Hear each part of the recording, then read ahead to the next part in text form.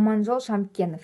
Әлі есімде біледі жұрт біледі, ел басына қатер төнген жыл еді, қимастарын қан майданға ұзатып, қарс айырылған аналардың жүрегі.